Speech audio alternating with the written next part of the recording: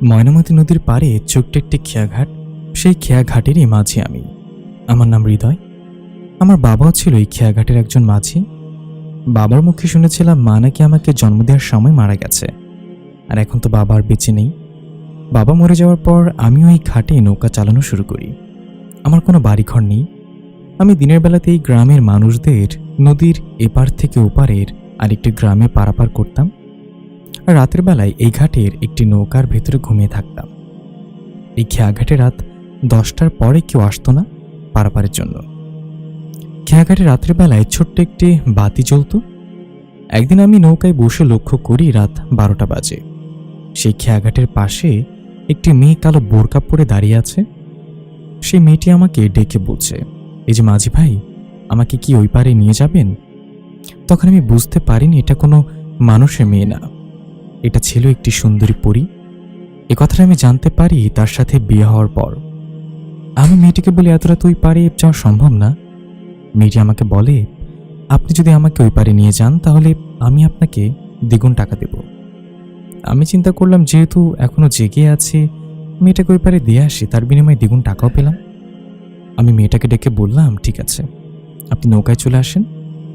মেয়েটি আমার কথা মতো নৌকায় এসে বসল। আমি নৌকাটি ঘুরিয়ে চালাতে শুরু করলাম। আমার নৌকার ভিতর ছোট্ট একটি হারিকেন ছিল। সে হারিকেনের আলোতে আমি মেয়েটিকে দেখছিলাম, কিন্তু মেয়েটি যেহেতু বোরকা পরেছে তার মুখটা দেখা যাচ্ছিল না, শুধু তার চোখ দুটো দেখা যাচ্ছে। এত সুন্দর চোখ এর আগে আমি কখনো দেখিনি। যার চোখ এত সুন্দর তার মুখটা কত সুন্দর হতে পারে। তখন মেয়েটি আমাকে বলে, আচ্ছা মাঝি, আপনি কি প্রতিদিন রাতে এই ঘাটেই থাকেন নাকি? আমি তখন মেয়েটাকে বলি, আপনি হয়তো এই গ্রামে নতুন এসেছেন। আমি হৃদয় মাঝি, আমার পৃথিবীতে এখন আর কেউ বেঁচে নেই। আপন বলতে আমার এই নৌকা আর নদীটা ছাড়া আমার আপন কেউ নেই। আমি এই ঘাটে বসবাস করি, রাতের বেলায় ঘাটেই থাকি। তখন মেয়েটি বলল, তাহলে তো আমার জন্য খুব ভালো হয়, আপনি কি আমার একটু উপকার করবেন? আমি মেয়েটিকে বলি, কি উপকার করতে হবে? মেয়েটি আমাকে বলে, আসলে আমি ওই পাড়ে ওই গ্রামটাতে থাকি। হয়েছে কি, গত বছর আমার মা মারা গেছে। মা মারা যাবার পর বাবা আরেকটি বিয়ে করে। বাবা তো এখন সুখে আছে, কিন্তু আমি সুখে নেই। আমার দুটি মামা আমাকে একটি ছোট্ট বাড়ি বানিয়ে দেয়, আমি এখন আলাদা থাকি। আমি আপনাদের গ্রামে একটি ব্যাংকে চাকরি করি। আমার কাজ করতে আসতে আসতে প্রতিদিন রাত 12টা বাজবে। এত রাতে তো খেয়াঘাটে আর কোনো নৌকা বা মাঝি পাবো না। আপনি যেহেতু এই ঘাটেই থাকেন, তাহলে প্রতিদিন আপনি আমাকে রাতে পারাপার করে দিবেন, আমি আপনাকে দ্বিগুণ টাকা দেব। আমি তখন মেয়েটাকে বলি, আপনি কষ্ট করে কাজ করেন, আপনি প্রতিদিন যদি আমাকে দ্বিগুণ ভাড়া দেন তাহলে আপনার কাছেই কি থাকবে? মেয়েটা আমাকে বলল, তাছাড়া তো তার কোনো উপায় নেই, আপনি তো আমাকে বিনা টাকায় প্রতিদিন পার করে দেবেন না। আমি তখন মেয়েটাকে বলি, দেখুন, আমি একজন গরিব মাঝি, আমি কি করে আপনাকে বিনা টাকায় প্রতিদিন পারাপার করব? তবে আপনি চাইলে একটা উপায় আছে, যেটা শুনলে আপনার লাভ হবে, আমারও লাভ হবে। মেয়েটি বলে, কি উপায়? আমি মেয়েটিকে বলে, আপনি প্রতিদিন আমার নৌকায় করে পারাপার হতে পারবেন, তবে আপনাকে প্রতিদিন দ্বিগুণ টাকা দিতে হবে না। আপনি মাস শেষে যখন মাইনে পাবেন সেখান থেকে আমার নৌকা ভাড়াটা দিয়ে দিন, আমি যতটা পারি কমিয়ে ভাড়া রাখবো। এটা তো খুব ভালো প্রস্তাব, এমনটা হলে তো আমার জন্য খুব ভালো হয়। ঠিক আছে, আগামীকাল থেকে আমি আপনার নৌকাতে করে প্রতিদিন রাতে পার হব। কথা বলতে বলতে নৌকাটা নদীর ওপারে চলে আসে, আর মেয়েটি আমার নৌকা থেকে নেমে আমাকে দ্বিগুণ টাকা দিয়ে তার বাড়ির পথে হাঁটা দেয়। আমি দূর থেকে মেয়েটাকে বলেছিলাম, এত রাতে আপনি একা একা বাড়িতে ফিরতে পারবেন? মেয়েটা আমাকে বলে, এ আর নতুন কি, আমার রাতের বেলা ঘোরাফেরা করার অভ্যাস আছে, তাছাড়াই গ্রামে সকলে আমাকে চেনে, কেউ আমার ক্ষতি করবে না। আপনি বরং এখন ফিরে যান, আগামীকাল রাতে আবার দেখা হবে। আমি নৌকাটি ঘুরিয়ে ঘাটপাড়ে ফিরে আসি আর নৌকাটি বেঁধে তার ভেতর ঘুমিয়ে পড়ি। পরের দিন সকাল থেকে সন্ধ্যা পর্যন্ত আমি অনেক টাকা উপার্জন করি। আজকে ঘাটে অনেক মানুষের ভিড়, সকলেই ওই পারে যাচ্ছে কোনো না কোনো কাজে। একদিনে আমি এত টাকা উপার্জন কখনো করতে পারিনি। রাতে আমি নৌকায় শুয়ে শুয়ে ভাবছিলাম, গতকাল রাতে ওই মেয়েটির সাহায্য করলাম, আর আজকে আল্লাহ আমার উপর রহম করলো। আজকে আমি খুবই খুশি ছিলাম, তখনই আমি একটি ডাক শুনতে পাই। কে একজন বলছে, এই যে হৃদয় মাঝি, আপনি কি জেগে আছেন না ঘুমিয়ে গেছেন? আমি নৌকার ভেতর থেকে বাইরে এসে দেখি খেয়াঘাটে সেই মেয়েটি। আমি তাকে বলি, আমি জেগে আছি আর আপনার জন্যই অপেক্ষা করছি। মেয়েটি ঘাট পার হতে থেকে আমার নৌকা এসে বসলো, আর আমি নৌকাটা ঘুরিয়ে ওই পারে যাওয়ার জন্য রওনা দিলাম। মেয়েটি আমাকে বলল, আজকে আপনাকে দেখে মনে হচ্ছে আপনি খুবই খুশি। আমি তখন বললাম, হ্যাঁ, আজকে আমি খুবই খুশি, কারণ আজকে আমি অনেক টাকা উপার্জন করেছি। একদিন এত টাকা আমি কখনো উপার্জন করতে পারিনি। আমি মেয়েটিকে আরও বলি, গতকাল রাতে আপনার সাহায্য করলাম, এর বিনিময়ে আল্লাহ পাক আমার উপর খুশি হয়ে রহমত করলো।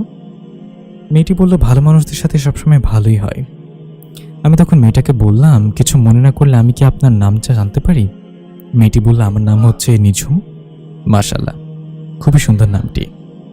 দেখতে দেখতে নৌকাটা এই পারে এসে পড়ল, আর গতকালকের মতো মেয়েটি আমার নৌকা থেকে নেমে বাড়ির পথে হাঁটা দিল। আমিও নৌকাটি ঘুরিয়ে আমার ঘাটে ফিরে আসি। এভাবে 1 মাস চলে যাওয়ার প্রতিদিন রাতে আমি ওই মেয়েটিকে নিয়ে এপার থেকে ওপারে নিয়ে আসি। কিন্তু অবাক করার বিষয়, ওই মেয়েটিকে আমি যেদিন রাত থেকে আনা শুরু করলাম তার পরের দিন থেকে আমার উপার্জন অনেক বাড়তে থাকে। গত 1 মাস আমি অনেক টাকা উপার্জন করেছি। আমি ধরে নিয়েছিলাম মেয়েটি আমার জীবনে একটি সৌভাগ্য, কারণ সে আসার পর থেকে আমার রোজগার অনেক বেড়ে গেছে। সেদিন রাতে আমি নিঝুমকে নিয়ে ওই পারেই যাচ্ছিলাম। আমি দেখি নিঝুম তার ব্যাগ থেকে অনেক টাকা বের করে আমায় সেগুলো নিতে বলছে। আমি নিঝুমকে বলি, কিসের টাকা? তখন নিঝুম বলে, আজ আমি মাইনে পেয়েছি, এনেন আপনার 1 মাসের নৌকা ভাড়া। আমি হৃদয়কে বলি, আমার টাকা লাগবে না। হৃদয় জানতে চায়, কেন টাকা লাগবে না? আমি বলি, আপনি আমার জীবনের সৌভাগ্য নিয়ে এসেছেন, তাই এই 1 মাস আমি প্রচুর টাকা উপার্জন করেছি, তাই আমি আপনার টাকা থেকে টাকা নিতে চাই না। নিঝুম বলল, ঠিক আছে, তাহলে আপনি আপনার জীবনের একটি ইচ্ছা আমায় বলুন। আমি বললাম, কেন? নিঝুম বলে, হৃদয় প্লিজ, আমি বলি, আমার জীবনে একটা ইচ্ছে, তা হলো আমার জীবনে আপনার মতো একটি সুন্দর বউ আসুক, আমাকে একটি পরিবার হোক, তবে বাবা মা ছাড়া এই এতিম ছেলেকে কে বিয়ে করবে বলুন? তখন নিঝুম বলে, আমি সুন্দরের কথা আপনি কি করে জানলেন? আপনি তো আমার মুখ দেখেননি। আমি বলি, আপনার চোখ দেখে বুঝতে পারছি। তখন নিঝুম আমায় বলে, আমি আপনার ইচ্ছে পূরণ করতে চাই, মানে আমি আপনাকে বিয়ে করতে চাই। এই কথা শুনে আমি অবাক হয়ে নিঝুমের দিকে তাকিয়ে থাকি। আমি বলি, আপনি আমার সাথে মজা করছেন তাই না? নিঝুম বলে, মোটেও এটা মজা নয়, তবে আমার 2টো শর্ত আছে। আমি নিঝুমের কাছে জানতে চাই, কি শর্ত? নিঝুম বলে, আমার প্রথম শর্ত হলো আমাদের বিয়ে আমাদের বাড়িতে হবে। আজ থেকে 4 দিন পর পবিত্র শুক্রবার রাত 1টা বাজে। আর দ্বিতীয় শর্ত হলো আপনি একাই আসবেন বিয়ে করতে, আপনার সাথে কেউ আসতেও পারবে না। আমি নিঝুমের কাছে জানতে চাই, আমার সাথে কেউ আসতে পারবে না কেন? নিঝুম বলে, দেখুন, আপনার কাছে যা টাকা আছে তা আমার কাছেও কিছু টাকা হবে। এই টাকাগুলো বিয়েতে নষ্ট না করে বিয়ের পর আমাদের ওই গ্রামে আমার একটা বাড়ি বানাতে পারি, আর সেখানে আমাদের নতুন সংসার শুরু করতে পারি। আমিও বললাম, ঠিক আছে, তবে এত রাতে বিয়ে? এত রাতে তো কোনো বিয়ে হয় না। তখন নিঝুম আমায় বলে, আমার ছোট্ট থেকে ইচ্ছে ছিল আমার বিয়েটা অন্যদের থেকে আলাদাভাবেই হোক, তাই। আমি বলি, ঠিক আছে, যেমনটা আপনি চাইবেন। নিঝুম বলে, আমার বাড়িতে বিয়ের দিন আমার 2 মামা 2 মামি আর আমার মামাতো ভাই থাকবে, আর একজন কাজী থাকবে বিয়ে পড়ানোর জন্য, আপনি আসলেই হবে। আমি বলি, ঠিক আছে, আমি শুক্রবার রাত 12টা বাজে আপনাদের এই পারে থাকবো। তখন নিঝুম বলে, ঠিক আছে, আপনাকে বাড়িতে নিয়ে যাওয়ার জন্য আমার মামাতো ভাই জুবাইরের পারে অপেক্ষা করবে। কথা বলতে বলতে নৌকাটা এপারে চলে এলো। নিঝুম নৌকা থেকে নেমে আমায় বলল, আমি আপনার জন্য বসে যা অপেক্ষায় থাকবো। এটা বলে সে বিদায় নিয়ে চলে গেল। আমি নৌকা গড়িয়ে আমার ঘাটের দিকে রওনা দিই। আমি খুব খুশি ছিলাম। আমি কখনো স্বপ্নেও ভাবিনি নিঝুম আমাকে বিয়ের প্রস্তাব দেবে। সবই মহান আল্লাহ পাকের ইচ্ছে। এগুলো ভাবতে ভাবতে আমি ঘাটে চলে আসি, আর ঘাটের সাথে নৌকাটা বেঁধে তার ভেতর ঘুমিয়ে পড়ি। এখনো শুক্রবার আসতে 4টে দিন সময় আছে। কেন জানি না মন মানছে না, বারবার ইচ্ছে করছে নিঝুমকে একটিবার দেখতে। কিন্তু নিঝুম তো বলে বিয়ের আগে যেন আমি তাদের গ্রামে না যাই, তাহলে সে আমাকে আর বিয়ে করবে না। তাই নিরুপায় হয়ে শুক্রবারের আশায় আছি আমি কাউকে বলিনি যে আমি বিয়ে করব। দেখতে দেখতে 4টে দিন পার হয়ে গেল, আর চলে এলো সেই দিনটি। আজ পবিত্র জুম্মা। আমি দুপুরে জুম্মার নামাজ পড়ে আল্লাহ পাকের কাছে অনেক শুকরিয়া আদায় করলাম। আর সেদিন আমি গঞ্জে চলে গেলাম আমার বিয়ের জন্য একটি পাঞ্জাবি কেনার জন্য। আমি একটা খুব সুন্দর পাঞ্জাবি কিনি, আর সাথে কিছু মিষ্টিও কিনি। এসব কেনাকাটা করে আমি রাতের বেলায় ঘাটে নৌকার কাছে চলে আসি, আর নৌকাটার বাঁধন খুলে রওনা দিই নিঝুমদের গ্রামের উদ্দেশ্যে। আমি সেখানে পৌঁছাতে পৌঁছাতে 12টা 30 বেজে যায়। তবে আমি ঘাটের কাছে এসে কাউকে দেখতে পাই না। চারিপাশে খুবই অন্ধকার, শুধু ঘাটেই রয়েছে একটি হেরিকেন বাঁধা। আমার মনটা কেন জানি খারাপ হয়ে গেল। আমি ভাবলাম হয়তোবা নিজম আমাকে বিয়ে করতে চায় না।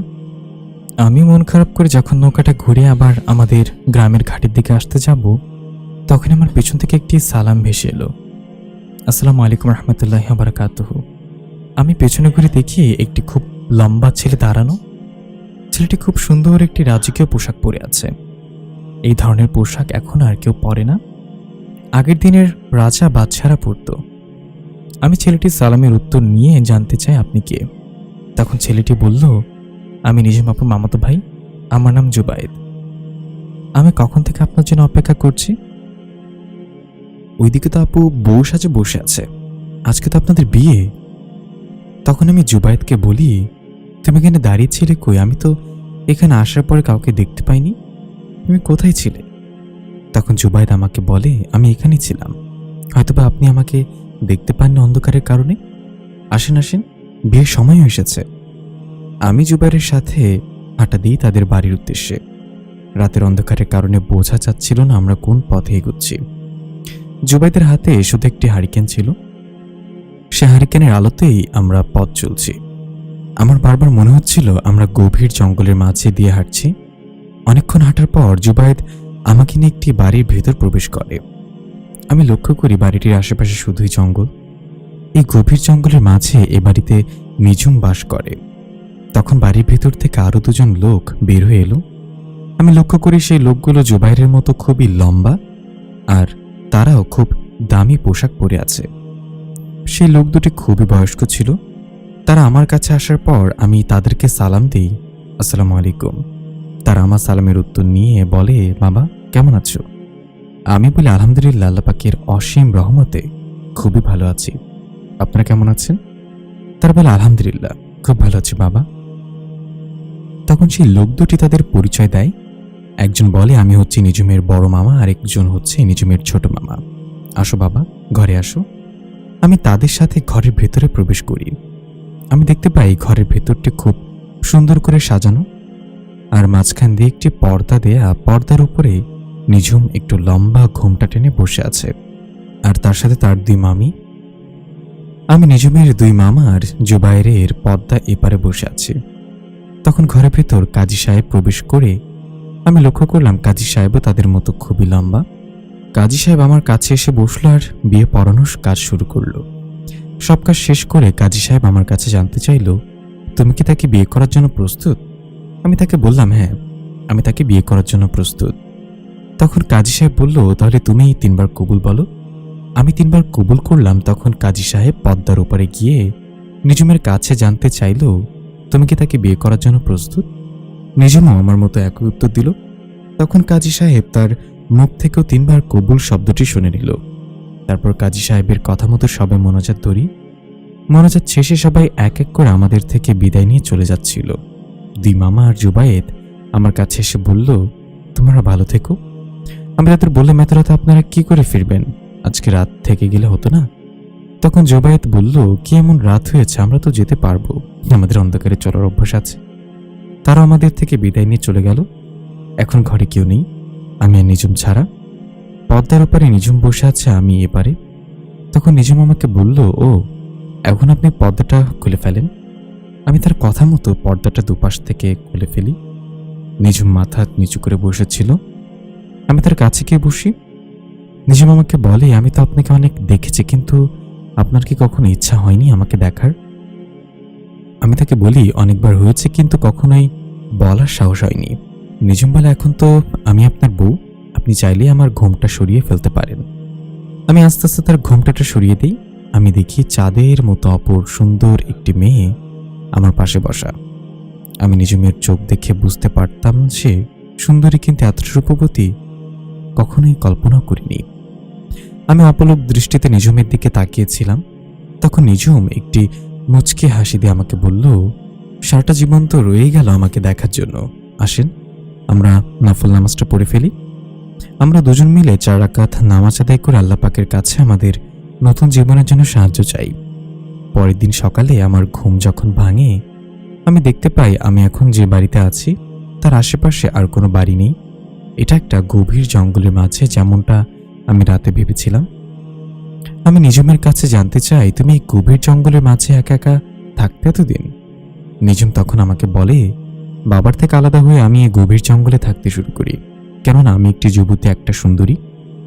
আমি যদি মানুষ সমাজে থাকতাম তাহলে কিছু খারাপ লোক আমার ক্ষতি করার চেষ্টা করত, কিন্তু এই গভীর জঙ্গলে কেউ আমার ক্ষতি করতে আসবে না। তাই গভীর জঙ্গলেই বাস করি আমি। তবে এখন তো আপনি চলে এসেছেন, এখন আমার আর কোনো ভয় নেই। আপনি আমাকে নিয়ে যেখানে রাখবেন আমি সেখানেই থাকব। তার 2 দিনের ভেতরেই আমি আমাদের গ্রামের একটি ছোট্ট জায়গা কিনে ফেলি, আর সেই জায়গার উপর ছোট্ট একটি বাড়ি বানাই, যেটার জন্য আমাকে নিঝুম আরও অনেকগুলো টাকা দিয়েছিল। আর আমার কাছেও কিছু টাকা ছিল, যেটা মিলে এসব আমরা করতে পারি। নিঝুম আমার বউ হয়ে আসার পর আস্তে আস্তে আমার কপাল খুলে গেল। আমার কামাই রোজগারে অনেক বরকত হয়েছে, আলহামদুলিল্লাহ। আমি এখন 2টা বোর্ডের মালিক।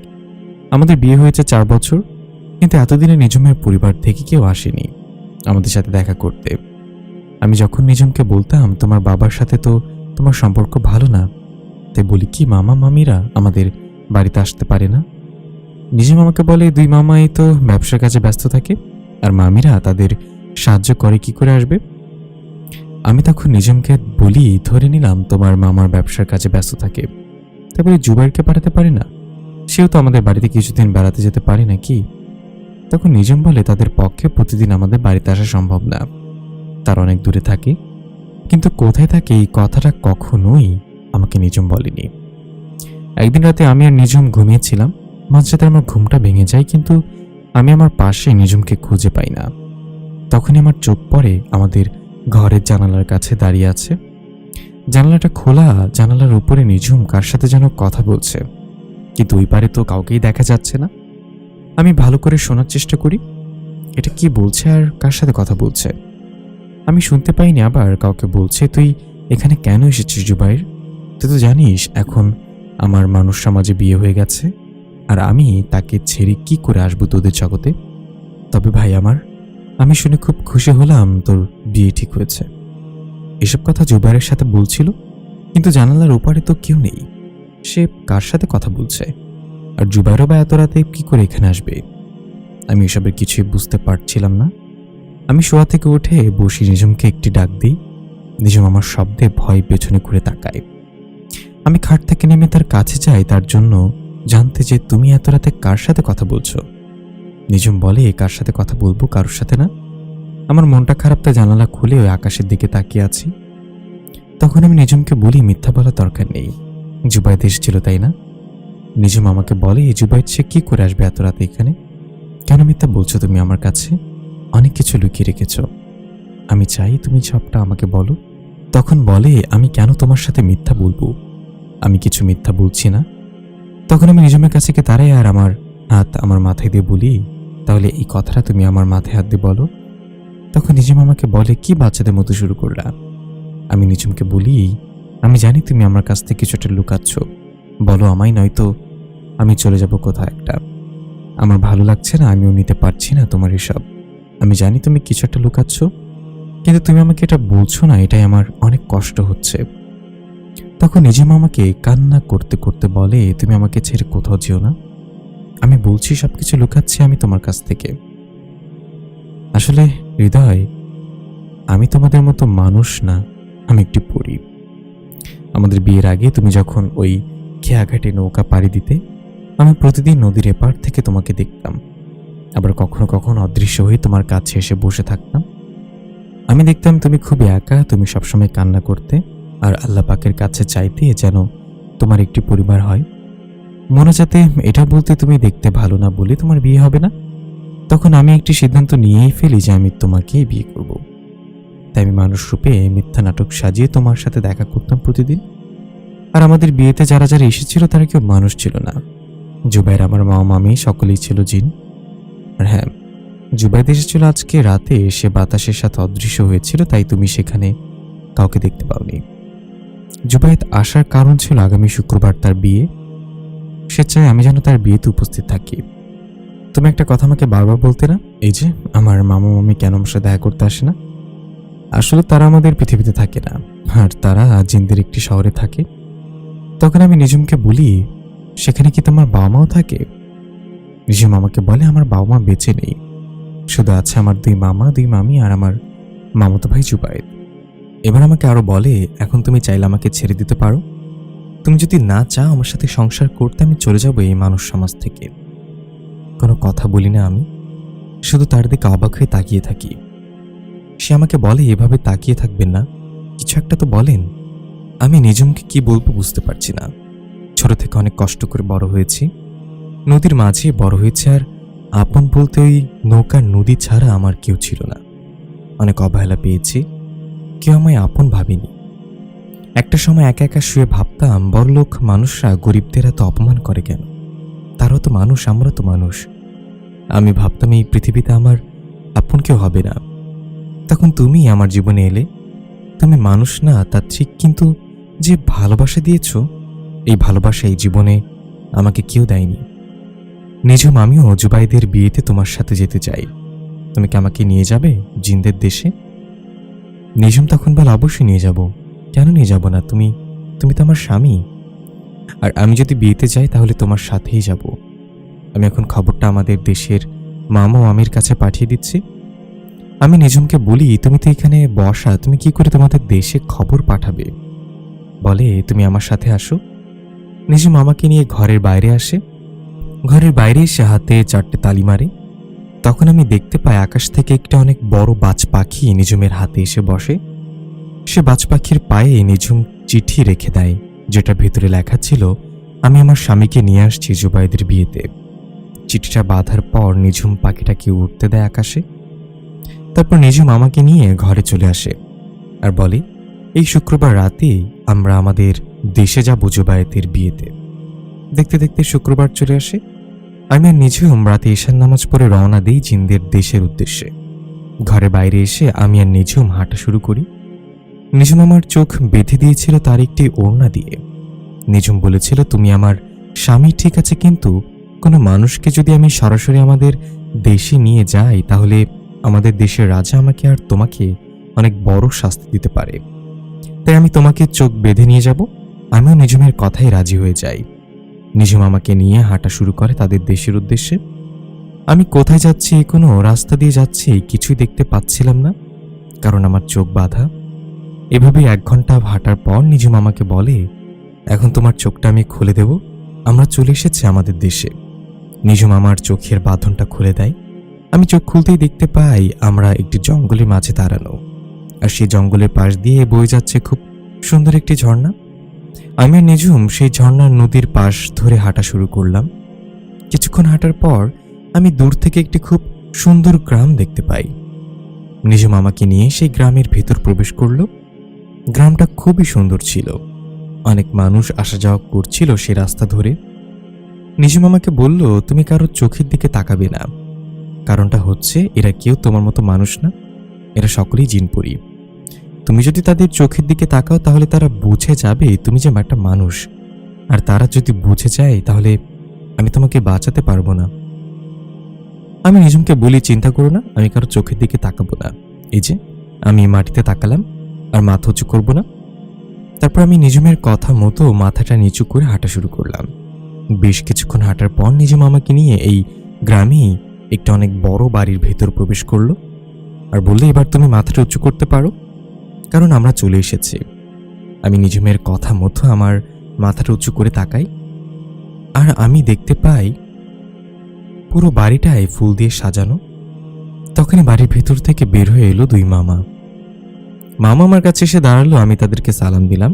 মামাও আমার সালামের উত্তর দিল আর আমাকে বলল, অবশেষে তুমি সত্যিটা জেনে গেলে তাহলে? আমি নিঝুমকে বিয়ের আগেই বলেছিলাম যেন তোমাকে সকল সত্য কথা খুলে বলে, কিন্তু নিঝুমের মনে ছিল অনেক ভয়, তুমি যদি সবকিছু জেনে তাকে ছেড়ে চলে যাও। তারপর মামারা নিঝুমের কাছে গিয়ে দাঁড়ালো আর নিঝুমকে বলল, তুই কি করলি মা? এটা তোর স্বামী একটা মানুষ, আর একজন মানুষকে নিয়ে তুই জিনপরিদের গ্রামে এলি।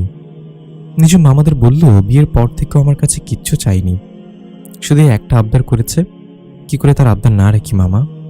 মামা তখন বলল, কোনোভাবে যদি জিনপরিদের রাজা জেনে যায় একটি মানুষকে নিয়ে তুই গ্রামে এসেছিস তাহলে কি হবে বুঝতে পারছিস তো? তখন নিঝুম মামাকে বলল, তুমি চিন্তা করো না মামা, আমি কাউকে বুঝতে দেব না হৃদয় যে আমাদের জগতের কেউ না। মামা বলল, ঠিক আছে, তুই এই বিষয়টা খেয়াল রাখিস, কেউ যেন কোনোভাবেই বুঝতে না পারে। তখন মামারা আমার কাছে এসে বলল, তুমি ভয় পেও না হৃদয়, তুমি আমাদের মেহমান, তোমার কোনো ক্ষতি হতে দেব না আমরা। তখন নিজেও মামাদের কাছে জানতে চাইল, আমাদের নতুন জামাই কোথায়, জুবায়েদ কোথায়? মামারা বলল, তো ঘরে আছে, যা হৃদয়কে নিয়ে দেখা করে আয়। আমি আর নিজুম মামাদের থেকে বিদায় নিয়ে জুবায়েদের ঘরে যাই, আর দেখি জুবায়েদ খাটের উপরে বসে আছে। জুবায়েদ আমাকে দেখে তার চোখ যেন কপালে উঠে গেছে। সে তো কোনোভাবে বিশ্বাসই করতে পারছে না আমি তার বিয়েতে এসেছি। জুবায়েদ আমার কাছে এসে নিজুমকে বলল, আপু, তুই দুলাভাইকে নিয়ে জিন গ্রামে গেলি কেন? জানিস না মহারাজ জানলে কি হবে? তখন নিজুম বলল, তুই চিন্তা করিস না, কিছুই হবে না, আমার সবকিছু সামলে নেব। আর তো দুলাভাই অনেক বায়না করছিল তার শালার বিয়েতে যাবে বলে, তাই নিয়ে এলাম। আমি জুবায়েদকে বলি, শালাবাবু তুমি কিন্তু অনেক স্বার্থপর, গতকাল রাতে তুমি তোমার বোনের সাথে দেখা করতে এলে আর দেখা করে চলে গেলে, একটিবার দুলাভাইয়ের সাথে দেখা করে যেত না? আমি কি তোমার এতটাই পর? তোমাকে সেই দেখেছিলাম বিয়ের দিন রাতে, তুমি তোমার আপুর কাছে জিজ্ঞাসা করো কতবার তোমাকে দেখতে চেয়েছি আমি। তখন জুবায়েদ বলল, মাফ করবেন দুলাভাই, আসলে আপু তো মানা করছিল যেন কোনোভাবেই বুঝতে না দিই আমরা আপনাদের মতো মানুষ না। তবে আপনি আমার বিয়েতে এসেছেন, আমি খুব খুশি হয়েছি। সেদিন রাতে আমি আর নিজুম জুবায়েদের বিয়েতে অনেক মজা করি। বিয়েটা শেষ হতে হতে অনেক রাত হয়ে যায়। সেদিন রাতে আর আমাদের দেশে ফেরা হয়নি। আমি জিনপরিদের গ্রামে রাতটা কাটাই। পরের দিন সকালে সবার থেকে বিদায় নিয়ে নিজেদের দেশে আসার জন্য রওনা করি। দুই মামা আমাদেরকে সেই জঙ্গল পর্যন্ত এগিয়ে দিয়ে আসে। আমরা মামাদের থেকে বিদায় নিয়ে তারপর নিজুম তার রোনাটা নিয়ে আবার আমার চোখ দুটো বেঁধে ফেলে। আবার 1 ঘন্টা হাঁটার পর নিজুম আমাকে বলে, আমরা বাড়িতে চলে এসেছি, এখন তোমার চোখটা আমি খুলে দিচ্ছি। নিজুম আমার বাঁধা চোখটা খুলে দেয় আর আমি দেখতে পাই আমি আমার বাড়ির কাছে দাঁড়ানো। আমি নিজুমকে বলি, তোমাদের জিনপুরীর দেশটা খুবই সুন্দর। নিজুম বলে, তোমার পছন্দ হয়েছে, এটাই অনেক। তবে আমি অন্য একটা বিষয় ভয় পাচ্ছি। আমি জানতে চাইলাম বিষয়টা কি। নিজুম বলে, রাজা যদি কোনোভাবে জেনে যায় কি যে করবে আমাদের। আমি নিজুমকে বলি, তুমি সে শুধু চিন্তা করছো, সে কোনোভাবে জানতে পারবে না। তারপর বেশ কিছুদিন কেটে যায়। একদিন রাতে আমি আর নিজুম ঘুমিয়েছিলাম। গভীর রাতে আমাদের রাজাকে যেন কে যেন লাথি মারতেছে বারবার। আমার আর নিজুমের ঘুমটা ভেঙে যায়। আমরা ঘরের ভিতর থেকে জানতে চাই কে বাইরে। তখন জনপ্রিয় কণ্ঠে কেউ একজন বলল, আমি নাসির। এই নামটা শুনে নিজুম থরথর করে কাঁপতে শুরু করলো। কে নাসির আর তার নাম শুনে নিজুম ভয়ে থরথর করে কাঁপছে। আমি নিজুমকে বলি, তুমি এত ভয় পাচ্ছ কেন? আর নাসিরই বা কে? আমাদের দরজায় লাথি কেন মারছে? তখন নিজুম আমাকে বলল, সে হচ্ছে আমাদের জিনপরি রাজ্যের সেনাপতি। সে খুবই শক্তিশালী একজন জিন, খবর পেয়ে গেছে আমি তোমাদেরকে নিয়ে জিনপুরীদের রাজ্যে গিয়েছিলাম, এটা সে জেনে গেছে, তাই সে এসেছে আমাকে ধরে নিয়ে যেতে।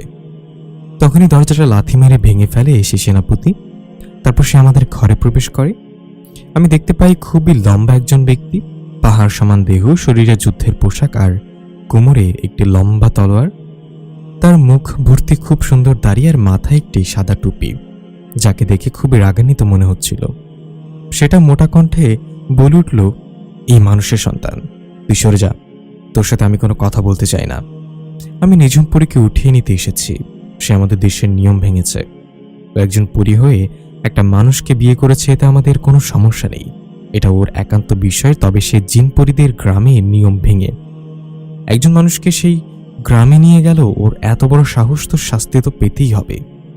এটা বলে সেনাপতি নাসির তার কোমর থেকে তলোয়ারটা বের করল। আমি সাথে সাথে সেনাপতি নাসিরের পায়ে ধরে বসে পড়ি আর কান্না করতে করতে বলি, দয়া করে বাবুকে কিছু করবেন না, আপনাকে ছেড়ে দেন। আমরা এই পৃথিবীতে ও ছাড়া আর কেউ নেই, সব ভুল আমারই ছিল, আমি যেতে চেয়েছিলাম। আপনাদের গ্রামে নিজমের কোনো ভুল নেই। মরতে হলে আমি মরব, আর মারতে হলে আমাকেই মেরে ফেলেন, কারণ আপনি যদি এখন নিজমপুরীকে মেরে ফেলেন তাহলে আমি এমনিতেই মরে যাব।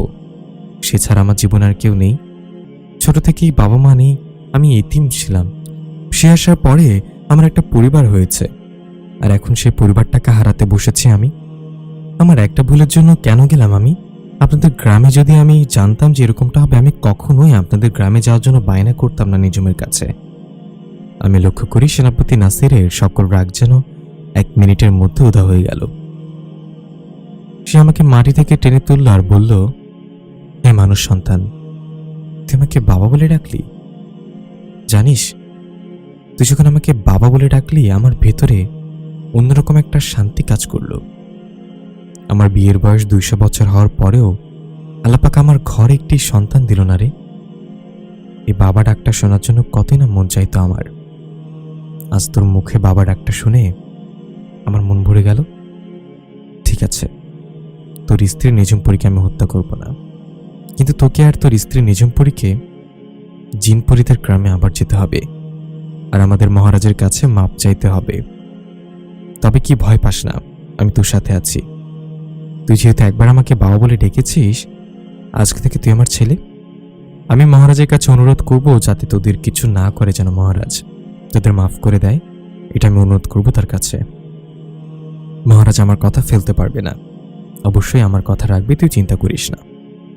তারপর আমি আর নিঝুম সেনাপতি নাসিরের সাথে জিনপরীদের গ্রামে যাওয়ার জন্য ঘরের বাইরে আসি।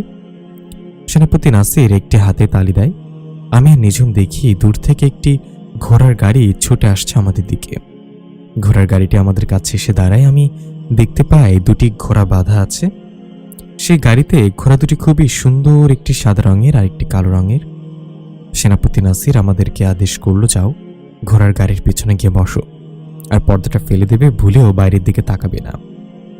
আমি আর নিঝুম গাড়ির ভেতরে উঠে পড়ি আর সেনাপতি নাসিরের কথা মতো পেছনে পর্দাটা ফেলে দিই। ঘোড়ার গাড়ি চলতে শুরু করে। চালনা করছিল সেনাপতি নাসির। গাড়িটি চলছে অজানা এক পথ ধরে। সে পথে নেই কোনো মানুষ আসা যাওয়া, মানে কোনো কিছু অগোছালো। আগেরবার তো নিঝুম যখন আমাকে জিনপরীদের দেশে নিয়ে গিয়েছিল তখন আমার চোখ বাঁধা ছিল, তাই আমি কিছু দেখতে পারিনি। তবে এখন তো আমার চোখ বাঁধা না, আমি চাইলেই দেখতে পারি কোন পথ দিয়ে এগোচ্ছি আমরা। আমি যখন পর্দাটা হালকা সরিয়ে দেখার চেষ্টা করি আমরা কোন পথ ধরে যাচ্ছি, তখন নিঝুম আমাকে বলে, এই বেয়াদবি করো না, সেনাপতি নাসির যদি দেখে ফেলে তাহলে খুবই রাগান্বিত হবে।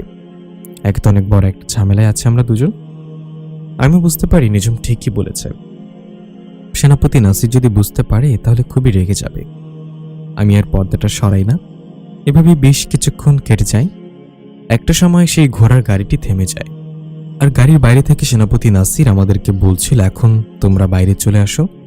আমি এসে গেছি। আমি আর নিঝুম গাড়ির বাইরে এসে দাঁড়াই আর দেখতে পাই খুব সুন্দর একটি প্রাসাদের সামনে আমরা দুজন দাঁড়ানো।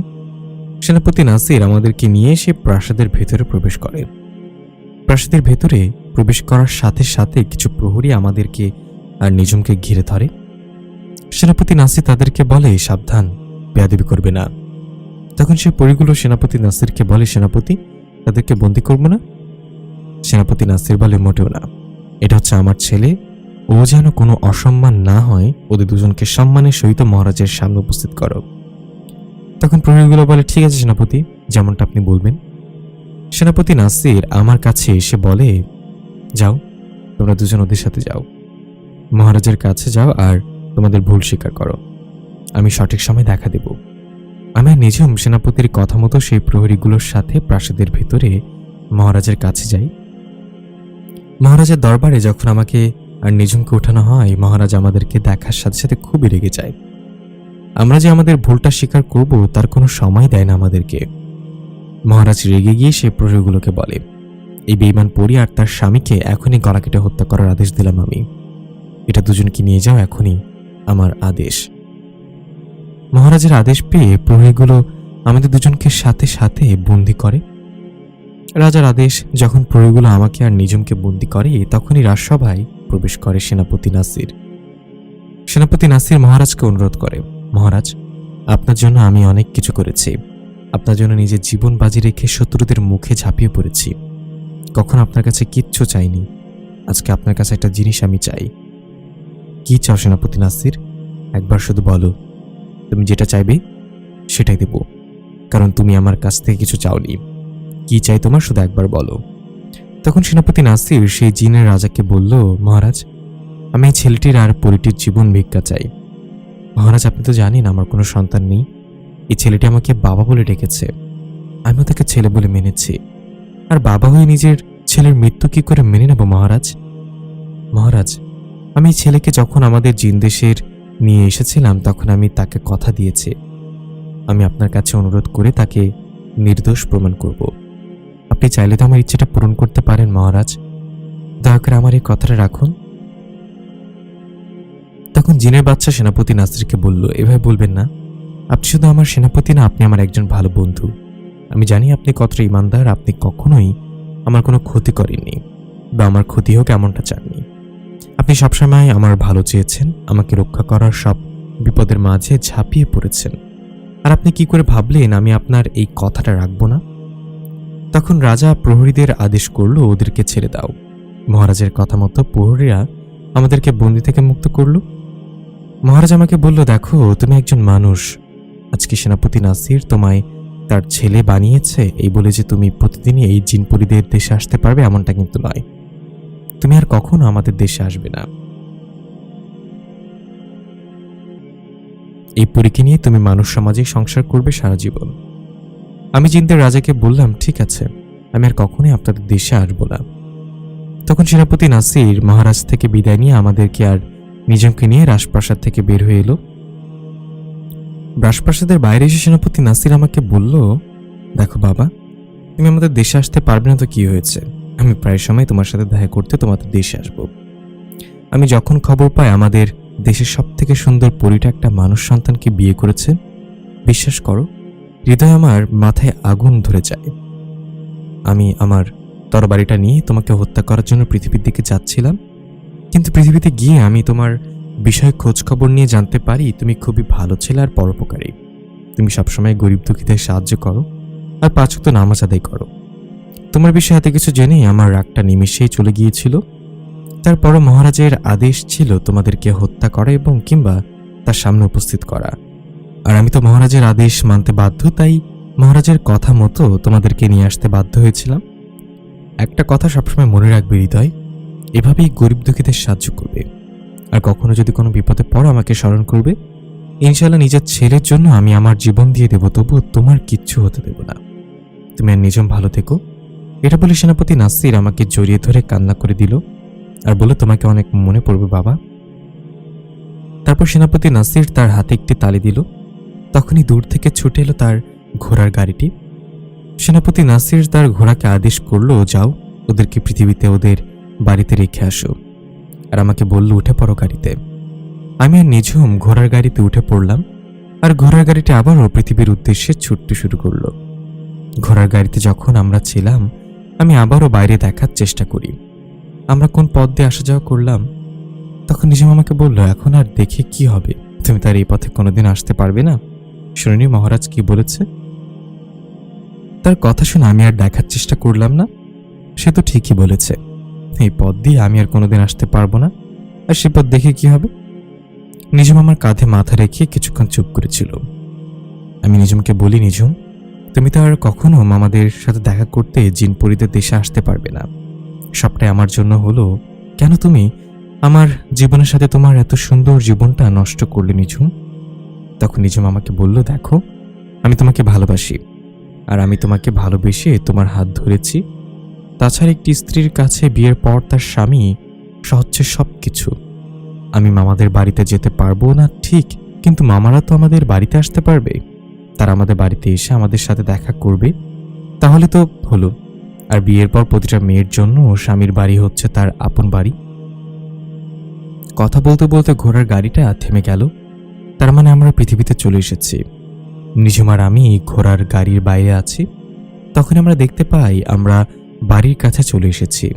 ঘোড়ার গাড়িটা আমাদেরকে রেখে আবারও ছুটতে শুরু করলো জিনপরিদের দেশে যাওয়ার জন্য। আমি আর নিঝুম বাড়িতে এসে ঘুমিয়ে পড়ি সে রাতের মতো।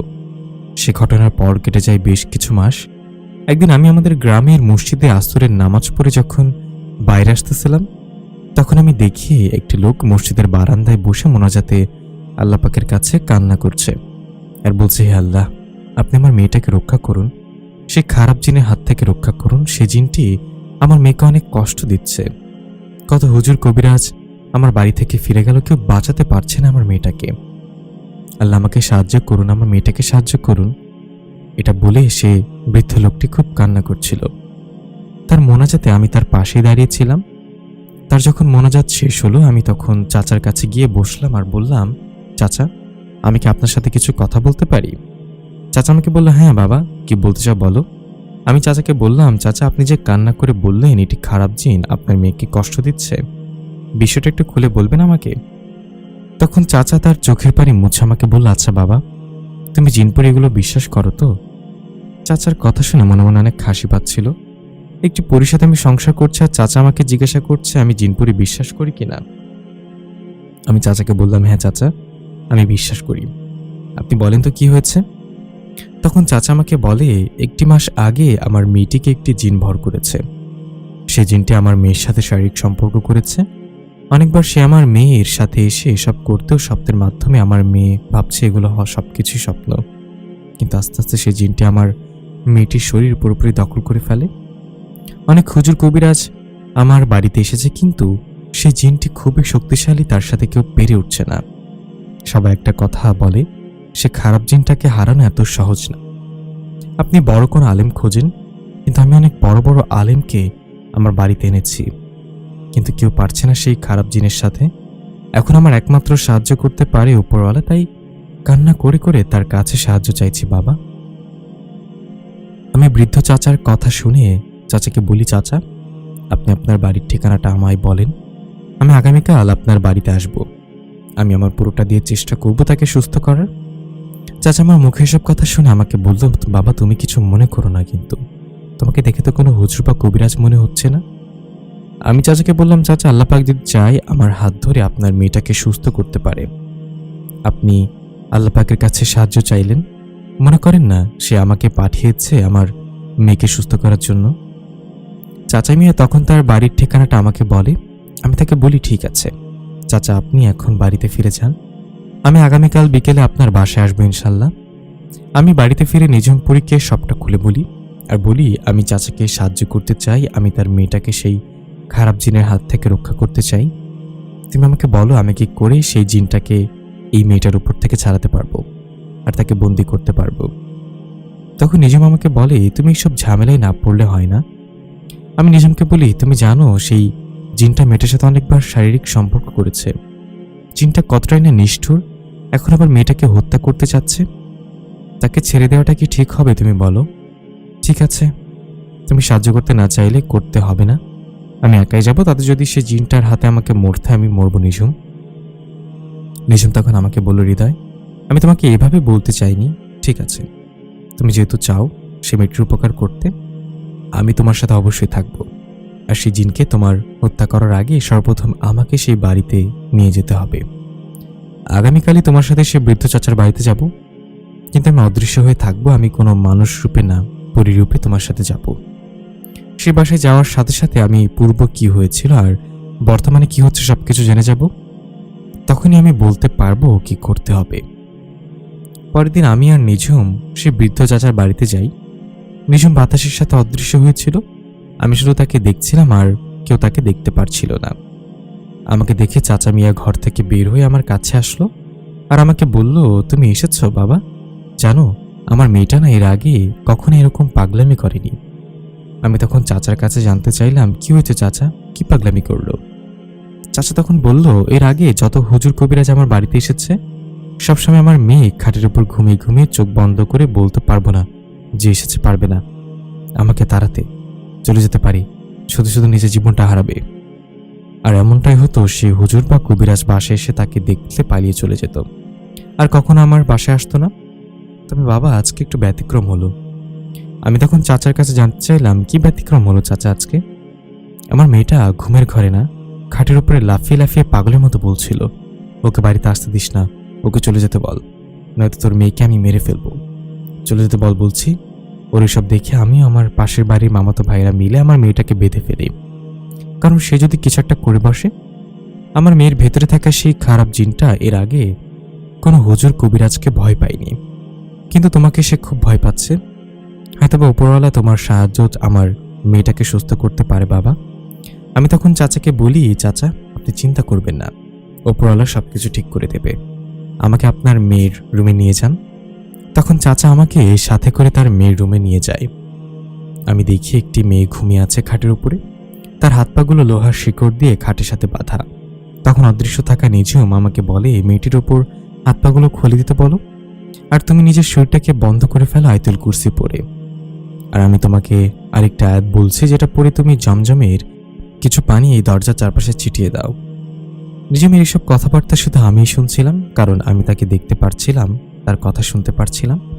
তবে আমি বাদে এই ঘরে চাচার স্ত্রী নিঝুমকে দেখতে পারছিল না, তার কথা শুনতে পারছিল না। আমি নিঝুমের কথা মতো চাচাকে বলি, চাচা আপনি আপনার মেয়ের হাত পাগুলো খুলে দেন এখন। তখন চাচা আমাকে বলে, যদি ও কোনো কিছু করে বসে। আমি চাচাকে বলি, কিছুই হবে না, আমার উপর বিশ্বাস রাখেন, আপনি আপনার মেয়ের হাত পাগুলো খুলে দেন। তখন চাচা তার মেয়ের হাত পাগুলো খুলে দেয়। আমি চাচাকে বলি, চাচা আপনি আর আপনার স্ত্রী পাহারা দেন, বাইরে কেউ জানি ঘরে প্রবেশ না করে। আমি তখন সেই মেয়েটির কাছে যাই আর হাতটি ধরে কিছু আয়াত পড়তে শুরু করি, যেগুলো আমাকে অদৃশ্য থাকা নিঝুম বলেছিল। কিছুক্ষণের ভেতর সে মেয়েটির ভেতরে সেই খারাপ জিনটা আবারও ভর করে, আর খারাপ জিনটা আমাকে বলতে থাকে, বেজম্মার বাচ্চা তুই এখানে এসেছিস কেন? আমি তো তোর কোনো ক্ষতি করিনি, তুই আমার শত্রু না, তুই চলে যা, নয়তো আমি তোকে মেরে ফেলবো। আমি তখন তাকে বলি, তুই আমাকে মারা আর কি, মারার মালিক উপরওয়ালা, আমার মৃত্যু তার হাতে, তোর হাতে আমার মৃত্যু হবে কিনা সেটা উপরওয়ালা নির্ধারণ করবে। যখন সে মেয়েটির ভেতরে থাকা খারাপ জিনটি আমাকে বলে, তোকে আর তোর এই পরিবারকে আমি হত্যা করব, তোরা বাঁচতে পারবি না আমার হাত থেকে, এখনো বলছি ভালো ভালো চলে যা। তখন চাচা আমার কাছে এসে বলল, বাবা তুমি তো একা এসেছো, তবে এই জিনটি কেন বলছে বারবার তোমার সাথে আরেকজন আছে? আমি তখন চাচাকে বলি, আপনি এ নিয়ে চিন্তা করবেন না, আমি আপনাকে সবটা পরে বলবো, আমাকে আমার কাজ করতে দিন এখন। তখন চাচা দূরে সরে যায়, আর আমি আবারও কিছু আয়াত পরে মেয়েটির শরীরে ফু দিতে থাকি। সে জিনটি অনেকটা দুর্বল হয়ে এসেছিল। আমি যখন তাকে হারাতে সক্ষম হতেই যাব, তখনই ঘরের ভেতর একটা নাপাক মহিলা ঢুকে পড়ে। নাপাক কেন বললাম হয়তো বা আপনি বুঝতে পারছেন, সে পবিত্র ছিল না। সেই নাপাক মহিলাটা ঘরে থাকার সাথে সাথে যে আয়াতগুলো পড়ে আমি ঘরটাকে বন্ধ করে রেখেছিলাম, সে আয়াতগুলো নষ্ট হয়ে যায়। আর এই সুযোগে সেই খারাপ জিনটি মেয়েটির শরীর থেকে বের হয়ে ঘর থেকে পালিয়ে যায়, আর চাচার মেয়ে অজ্ঞান হয়ে আবারও খাটের উপর লুটিয়ে পড়ে।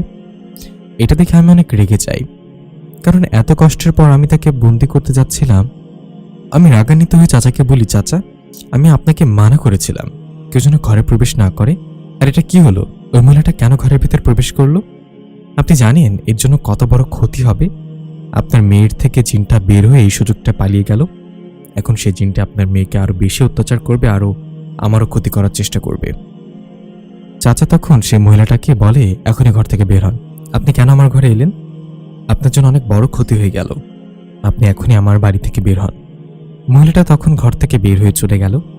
চাচা আমাকে বলল, বাবা হঠাৎ করে ঘরে ঢুকে গেছে, আমি খেয়াল করিনি, এখন আর কি করব বলো, তুমি হাল ছেড়ে দিও না, তুমি যদি হালটা ছেড়ে দাও তাহলে আমার মেয়েটা মারা যাবে। আমি চাচাকে বলি, চাচা আজকে তো আর কিছু করা সম্ভব না, আমি আগামীকাল আবার আসব, আমি আবারও চেষ্টা করব সে জিনটিকে আপনার মেয়ের ভেতরে প্রবেশ করানোর। তবে আজ রাত আপনার মেয়েকে খুব সাবধানে থাকতে হবে, আপনাদের ভেতরে কেউ একজন সারা রাত তাকে পাহারা দিতে হবে, আর আমি বের হওয়ার সাথে সাথে তার হাত পাগুলো আবারও লোহার শিকড় দিয়ে বেঁধে ফেলবেন।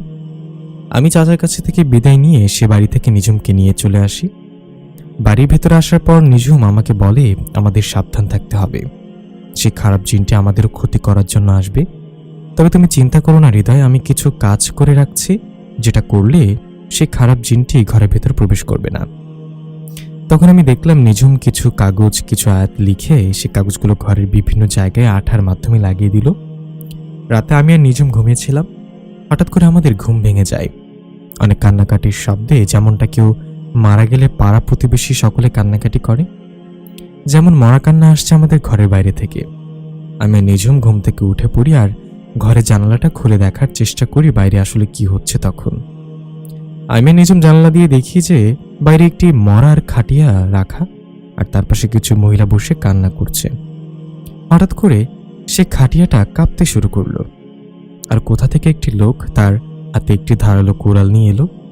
সেই লাস্টের খাটের উপরে উঠে বসলো, আর তার হাতে থাকা কোড়ালটি দিয়ে বারবার ওই লাশটির ভিতর কোপ দিচ্ছে। এতে সেই মহিলা আরো জোরে জোরে কান্না করতে শুরু করলো। এটা দেখে সেই লোকটি আরো জোরে জোরে লাশের উপরে আঘাত করতে শুরু করে। কি হচ্ছে এগুলো কারা?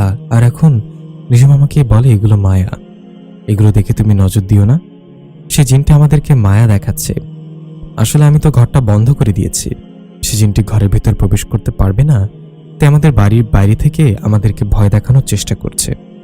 আর সে চাচ্ছে কোনোভাবে আমরা ঘরে বাইরে বের হই। তুমি জানলাটা লাগিয়ে দাও আর চলো আমরা ঘুমিয়ে পড়ি। তুমি চিন্তা করো না, সে ঘরের ভেতর প্রবেশ করতে পারবে না। যা করার আমরা আগামীকাল সেই মেয়ের বাড়িতে গিয়ে করব। আমি নিজমের কথা মতো ঘরের জানলাটা লাগিয়ে দিই, নিজমকে নিয়ে আবারও এসে শুয়ে পড়ি। সেদিন রাতে আমাদের আর ঘুম হয় না, কারণ বাড়ির বাইরে থেকে অনেক ইট পাথর আমাদের বাড়িতে কেউ ছুঁড়ে মারছিল বারবার। পরের দিন সকালবেলায় আমি আর নিজুম সে চাচার বাড়িতে যাই, কিন্তু চাচার বাড়িতে গিয়ে আমরা জানতে পারি চাচা মেয়ে নাকি গতকাল রাতে উধাও হয়ে গেছে। আমি যখন চাচার বাড়িতে প্রবেশ করি, আমি দেখি চাচা আর চাচির স্ত্রী হামা করে কান্নাকাটি করছে। আমি আর নিজুম তার কাছে যাই। নিজুম অদৃশ্য হয়েছিল। চাচাকে আমি বলি, কি হচ্ছে, আপনি এভাবে কান্না করছেন কেন? তখন চাচা আমাকে বলে, বাবা সর্বনাশ হয়ে গেছে, গতকাল রাতে আমার মেয়েটাকে নিয়ে চলে গেছে সে খারাপ জিনটা। আমি বলি, চাচা কি হয়েছে পরিষ্কার করে বলেন তো, আমি তো আপনাকে বলেছিলাম মেয়েটির হাত পা বেঁধে রাখতে, তাহলে সে কি করে তাকে নিয়ে গেল? তখন চাচা আমাকে বলে, আমি রাতে পাহারা দিচ্ছিলাম, কিন্তু মাঝরাতে আমার অনেক ঘুম পায়, তাই আমি আমার স্ত্রীকে ঘুম থেকে তুলি পাহারা দেবার জন্য। তখন আমার স্ত্রী তার মেয়েকে পাহারা দিতে শুরু করে আর আমি ঘুমাতে চলে যাই। তখন চাচি আমার কাছে এসে বলে, বাবা জানো, আমি পাহারা দিচ্ছিলাম, একটা পর্যায়ে আমার মেয়েটার জ্ঞান ফিরে আসে। জ্ঞান ফিরতে সে পুরো স্বাভাবিকভাবে আমাকে বলে, মা আমার খুব পানি পিপাসা পেয়েছে। আমি আমার মেয়েটিকে পানি খাওয়াই। পানি খাওয়ার পর আমার মেয়েটি কান্না করতে করতে বলে, মা জানো, ওই জিনটি আমাকে অনেক কষ্ট দেয়। আমি তখন আমার মেয়েটাকে বলেছিলাম, তুমি চিন্তা করো না, তুমি সুস্থ হয়ে যাবে, আজকে রাতটা যেতে দাও, কালকেই তুমি সুস্থ হয়ে যাবে, তুমি চিন্তা করো না। এভাবে আমি আমার মেয়ের সাথে অনেকক্ষণ কথা বলেছিলাম। তার সাথে কথা বলে মনে হচ্ছিল সে পুরোপুরি সুস্থ হয়ে গেছে। অনেকদিন পর নিজের মেয়ের সাথে এভাবে কথা বলতে পেরে আমারও খুব ভালো লাগছিল। বেশ কিছুক্ষণ পর আমার মেয়েটি আমাকে বলে, মা আমার বাঁধনটা খুলে দাও না, আমার অনেক বাথরুম পেয়েছে। আমিও চিন্তা করলাম, যেহেতু এখন আমার মেয়েটির ভেতরে সে খারাপ জিনটি নেই, আমার মেয়েটাকে আমি বাথরুমে নিয়ে যেতেই পারি। আমি আমার মেয়েকে বাথরুমে নিয়ে যাওয়ার জন্য তার বাঁধনটা খুলে দিই। আমার মেয়ের বাঁধন খোলার সাথে সাথেই বলছে অন্য কিছু রূপ ধারণ করে, জানো বাবা, সে তখন আমাকে মাটিতে ছুঁড়ে ফেলে দেয়। আমি দেখতে পাই আমার মেয়েটির চুলগুলো বাতাসে উঠছে, তার চুলগুলো এবং তার চোখগুলো লাল। আমি তখন বুঝতে পারি এই সব কিছু ছিল ওই খারাপ জিনের মায়া। সে জিনটা আমাকে বলে, বোকা, তুই অনেক বড় একটা ভুল করে ফেললি, তুই আর কখনোই তোর মেয়েকে খুঁজে পাবি না। এটা বলে সে হাসতে হাসতে দরজা খুলে একটা দৌড় দেয়। আমি তখন তোমার চাচাকে ঘুম থেকে টেনে তুলি, আর তোমার চাচা তাকে খোঁজার জন্য রাতে বেলায় বের হয়ে গিয়েছিল, কিন্তু অনেক খোঁজার পরও আমরা আমাদের মেয়েটাকে খুঁজে পাইনি বাবা। এটা বলে চাচি হামা করে কেঁদে ফুটল। আমি তখন তাদেরকে বললাম, কি করছেন আপনারা, এত বড় ভুল কি করে করতে পারলেন? তখন অদৃশ্য থাকা নিজেও আমার কাছে এসে বলল, তাদের কোনো দোষ নেই, সে জিনটি মায়া দেখাতে খুবই পারদর্শী। তুমি তাদেরকে কিছু বলো না, চলে গিয়েছিলে। আমরা বাড়ি ফিরে যে আমরা চেষ্টা করেছি, জানো সেই মেয়েটিকে ওই জিনটিকে কোথায় নিয়ে গেছে, সে এখনো বেঁচে আছে কিনা, তাকে মেরে ফেলেছে। আমি চাচা চাচিকে বলি, ঠিক আছে, যা হওয়ার হয়ে গেছে, আপনারা চিন্তা করিয়েন না, আমি দেখছি কি করা যায়। এটা বলে আমি তাদের বাড়ি থেকে বের হয়ে আসি। আমার মনটা খুবই খারাপ ছিল। এত চেষ্টার পরেও সে জিনটির হাত থেকে আমি মেয়েটাকে বাঁচাতে পারলাম না। এতক্ষণে হয়তোবা সে মেয়েটিকেও ওই খারাপ জিনটা মেরে ফেলেছে। এসব ভাবছিলাম আর খুব কান্না করছিলাম আমি। তখন নিজেও আমার পাশে এসে বসে আর আমাকে বলে, সবকিছু আমাদের হাতে থাকে না, প্রকৃতির নিয়মের বাইরে আমরা যেতে পারবো না, উপরওয়ালা যার কপালে যেটা লিখে রেখেছেন সেটা হবেই, সেগুলো আমরা বদলাতে পারবো না হৃদয়।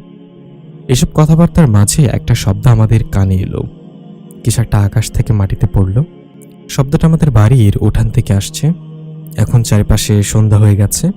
আমি নিজেও বাড়ির বাইরে এসে দেখি উঠানের মাঝে একটা সাদা কাপড় মারানো কিছু একটা, যেটা থেকে রক্ত বেরোচ্ছে।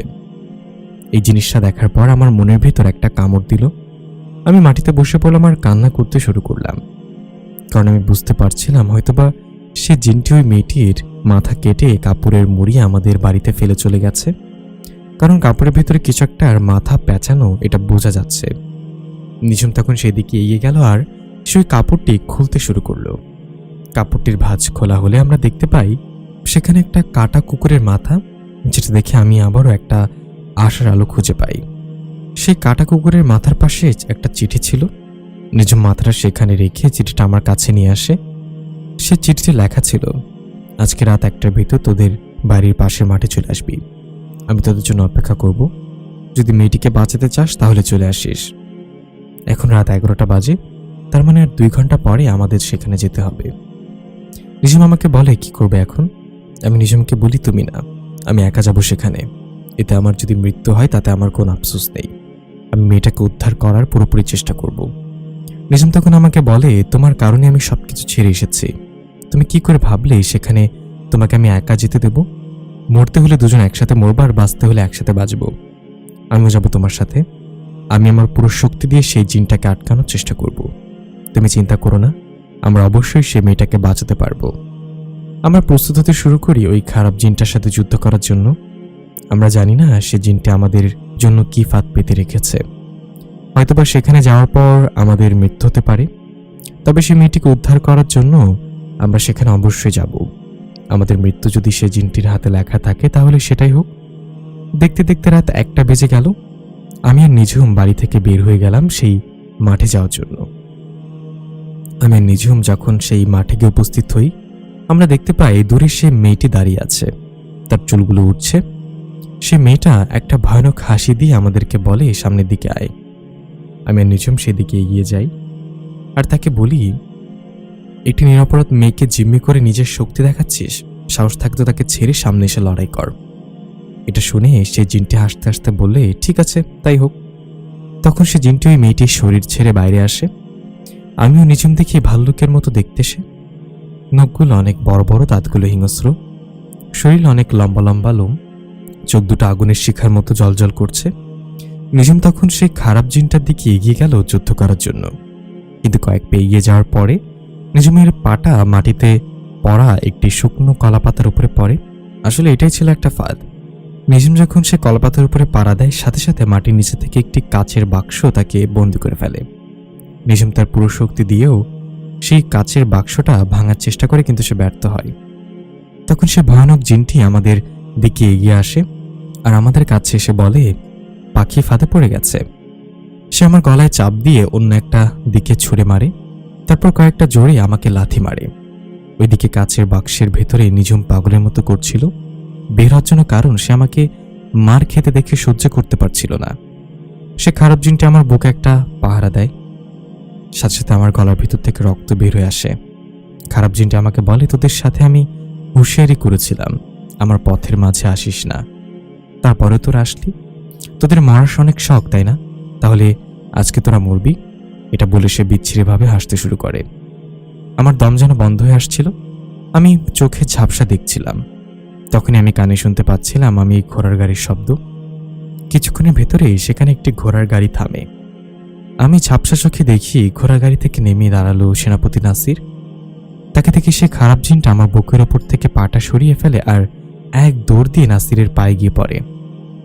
সে খারাপ জিনটা নাসিরকে বলে, প্রভু, আপনি এখানে কেন এসেছেন? আমি জানতাম না, আমাকে মাফ করুন। আমি জানতাম না এই ছেলেটাকে আপনি চিনেন। এটা বলে সে আকুতি মিনতি করে নাসিরের কাছে মাপ চেতে থাকে। নাসির তাকে লাথি দিয়ে ধরে ফেলে দেয় আর তাকে বলে, তুই নিজের অজান্তে নিজের মৃত্যুকে ডেকে এনেছিস। আর প্রভু, কাকে প্রভু বলছিস? আমি তোর কোনো প্রভু না। মৃত্যুকে দেখেই তুই আমাকে নিজের প্রভু বানিয়ে ফেললি। এটা হলো তোর ঈমান আর নাস্তিক। তুইও জানিস মানুষের মতো আমাদেরও বিচার হবে। তারপরে তুই দুনিয়ার বুকে কত না খারাপ কাজ করেছিস, কিন্তু সব থেকে খারাপ কাজ করেছিস তুই আমার ছেলের গায়ে হাত তুলে। তখন সেনাপতি নাসির তার কোমর থেকে তলোয়ারটি বের করলো আর সে খারাপ জিনটার বুকে পাড়া দিয়ে বলল, তুই ভাবিস তুই ওদের থেকে শক্তিশালী? দেখ, আমি তোর থেকেও শক্তিশালী, আর আমার থেকেও শক্তিশালী অনেক আছে, কিন্তু সবার থেকে শক্তিশালী হচ্ছে মহান আল্লাহ। তুই তাকে তো ভয় পাস না, আমাকে কেন ভয় পাচ্ছিস? কেন মৃত্যুকে ভয় পাচ্ছিস? আরে তুই যদি মৃত্যুকে ভয় পেতি তাহলে এতদিন এত খারাপ কাজগুলো করতি না। তুই মাসুম মেয়েটাকে ধর্ষণ করেছিস, অবশেষে এই মেয়েটাকে মারার জন্য তুই তার উপরে ভর করলি। আর যখন আমার ছেলে তাকে আটকাতে এলো, তুই তাকে হত্যা করার চেষ্টা করলি। তখন সে খারাপ জিনটি আবারও নাসিরের কাছে মাপ চায়। নাসির বলে, আমার কাছে মাপ চেয়ে কোনো লাভ নেই। আমি তোকে হত্যা করব, উপরে গিয়ে মহান আল্লাহ পাকের কাছে মাপ চাস। এটা বলে নাসির তার তলোয়ারটি সেই খারাপ জিনের বুকে ঢুকিয়ে দেয়। খারাপ জিনটি মরার সাথে সাথে তার জাদু কেটে যায়, আর নিঝুম সেই কাচের বাক্স থেকে মুক্ত হয়ে যায়। নিঝুম ছুটে চলে আসে আমার কাছে, আমাকে সে মাটি থেকে উঠিয়ে দাঁড় করায়। সেনাপতি নাসির আমার কাছে এসে বলে, বাবা তুমি ঠিক আছো তো? তোমার ওপর আমি খুবই রাগ করেছি। কেন রাগ করেছি জানো? তুমি সেই মেয়েটির উপকার করবে ভালো কথা, কিন্তু সেদিন তোমাকে আমি কতবার করে বললাম তুমি কোনো বিপদে পড়লে আমাকে স্মরণ করবে। তুমি যদি আমাকে আগে স্মরণ করতে হলে এত কিছু হতো না। যাই হোক, যা হয়েছে ভালোর জন্য হয়েছে। সেনাপতি নাসির আমাকে বলে, আজকের পর থেকে কোনো খারাপ জিন তোমার গায়ে হাত তোলার কথা আর মাথায় আনবে না। আমি সে কাজ করে দিচ্ছি, দাঁড়াও। তখন আমি আর নিঝুম দেখি নাসির চোখ বন্ধ করে কিছুটা স্মরণ করলো, তারপর 4 বার হাততালি দিল। তখনই 1 থেকে 150 সাদা জুব্বা পরা অনেক মানুষ মাঠে ভরে গেল। চোখের পলকেই তারা সবার মাঠে উদয় হলো। নিঝুম আমাকে বলল, এরা সকলেই জিন। নাসির সে 150 জিনকে বলল, আজকের পর থেকে তোমরা সবাই আমার ছেলেকে পাহারা দিবে, তার বাড়ির আশেপাশে থাকবে। আমার ছেলের গায়ে যেন আর একটা ফুলের টোকাও না লাগে। তার যদি কোনো ক্ষতি হয় কিংবা কোনো খারাপ জিনিস যদি তাকে ক্ষতি করার চেষ্টা করতে আসে, তাহলে তোমরা তাকে হত্যা করবে। মনে রেখো, আমার ছেলে যদি কিছু হয় তাহলে তোমাদেরকে আমি ছেড়ে কথা বলবো না। তখন সে 150 জিন নাসিরকে বলে, ঠিক আছে সর্দার, আপনি যেমনটা বলেছেন তেমনটাই হবে। আজকের পর থেকে আমরা সবাই তার বাড়ির আশেপাশেই থাকবো, আপনি চিন্তা করবেন না, আর তার কোনো ক্ষতি হবে না। এটা বলে সেই 150 জিন বাতাসের সাথে আবার উদা হয়ে গেল। নাসির আমার কাছে এসে বলল, যাও তোমার বাড়ি ফিরে যাও, চিন্তা করো না বেটা, আজকের পর থেকে তোমার গায়ে কেউ হাত তুলবে না। আমাকে যেতে হবে, কারণ জিনপরিদের রাজ্যে আমি একমাত্র সেনাপতি, আমার অনেক দায়িত্ব। তুমি তো সেটা জানো। আমি তোমাদের সাথে আবার দেখা করতে আসব, আর কখনো যদি কোনো বিপদে পড়ো মনে করো আমাকে স্মরণ করো। নাসির আমাদের থেকে বিদায় নিয়ে তার ঘোড়ার গাড়িতে উঠে আবারও রওনা দিল জিনপরিদের উদ্দেশ্যে। আমি নিঝুম সেদিনের মধ্যে বাড়ি চলে আসি। সেদিনের পর থেকে আমাদের উপর আর কোনো খারাপ জিন হামলা করার দুঃসাহস দেখায়নি। সে 150 জিন আমাদের সবসময় পাহারা দিয়ে রাখে। প্রিয় লিসেনার, গল্পটি আপনাদের কাছে কেমন লাগলো অবশ্যই কমেন্ট করে জানাবেন। আর এই ধরনের গল্প পেতে হলে অবশ্যই আমাদের চ্যানেলটি সাবস্ক্রাইব করে আমাদের পাশেই থাকবেন। ধন্যবাদ সবাইকে, দেখা হবে পরবর্তী গল্পে।